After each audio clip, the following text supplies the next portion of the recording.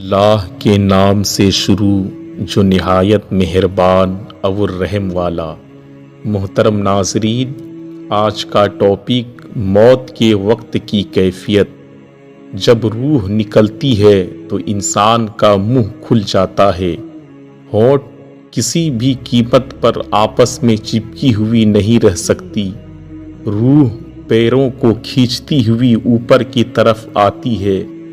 جب پھیپھڑوں اور دل تک روح کھینچ لی جاتی ہے تو انسان سانس ایک ہی طرف یعنی باہر ہی چلنے لگتی ہے۔ یہ وہ وقت ہوتا ہے جب چند سیکنڈ میں انسان شیطان اور فرشتوں کو دنیا میں اپنے سامنے دیکھتا ہے۔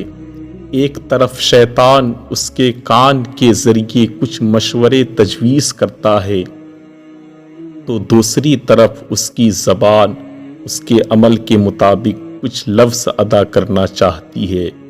اگر انسان نیک ہوتا ہے تو اس کا دماغ اس کی زبان کو کلمہ شہادت کی ہدایت دیتا ہے، اور اگر انسان کافر و مشرک بددین یا دنیا پرست ہوتا ہے تو اس کا دماغ کنفیوز اور ایک عجیب ہیبت کا شکار ہو کر شیطان کے مشورے کی پیروی کرتا ہے اور انتہائی مشکل سے کچھ لفظ زبان سے ادا کرنے کی بھرپور کوشش کرتا ہے۔ یہ سب اتنی تیزی سے ہوتا ہے کہ دماغ کو دنیا کی فضول باتوں کو سوچنے کا موقع ہی نہیں ملتا۔ انسان کی روح نکلتے ہی ایک زبردست تکلیف ذہن محسوس کرتا ہے، لیکن تڑپ نہیں پاتا کیونکہ دماغ کو چھوڑ کر باقی جسم کی روح اس کے حلق میں اکٹھی ہو جاتی ہے، اور جسم ایک گوشت کے بے جان لوتھڑے کی طرح پڑا ہوا ہوتا ہے جس میں کوئی حرکت کی گنجائش باقی نہیں رہتی۔ آخر میں دماغ کی روح بھی کھینچ لی جاتی ہے، آنکھیں روح کو لے جاتے ہوئے دیکھتی ہے، اس لیے آنکھوں کی پتلیاں اوپر چڑھ جاتی ہے، یا جس سمت فرشتے روح قبض کر کے لے جاتے ہیں اس طرف ہو جاتی ہے۔ اس کے بعد انسان کی زندگی کا وہ سفر شروع ہوتا ہے جس میں روح تکلیفوں کے تہاخانوں سے لے کر آرام کے محلات کی آہٹ محسوس کرنے لگتی ہے، جیسا کہ اس سے وعدہ کیا گیا تھا۔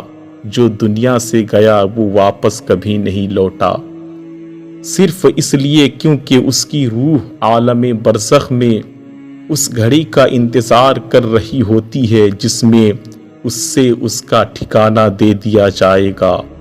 اس دنیا میں محسوس ہونے والی طویل مدت ان روحوں کے لیے چند سیکنڈ سے زیادہ نہیں ہوگی، یہاں تک کہ اگر کوئی آج سے سینکڑوں سال پہلے کیوں نہ مر چکا ہو، مومن کی روح اس طرح کھینچ لی جاتی ہے جیسے آٹے سے بال نکالا جاتا ہے۔ گنہگار کی روح خاردار درخت پر پڑے سوتی کپڑے کی طرح کھینچ لی جاتی ہے۔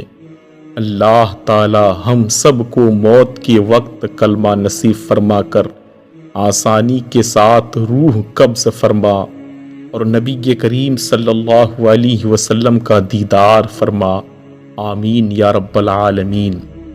کیا آج آپ نے درود پاک پڑھنے کی سعادت حاصل کی ہے؟ نہیں تو ایک بار پڑھ لیں، اللہ پاک آپ کے دل کو منور فرمائے۔ یقین درود پاک ذہنی سکون اور نامہ اعمال میں نیکیوں کے اضافے کا باعث بنتا ہے۔ پڑھیے صلی اللہ تعالی علیہ وسلم۔ اسی طرح کے اسلامی ویڈیوز، حکایات، واقعات کے لیے آج ہی ہمارے چینل سے جڑیں اور صدقہ جاریہ سمجھتے ہوئے اپنے دوستوں اور رشتہ داروں تک شیئر کریں۔ السلام علیکم۔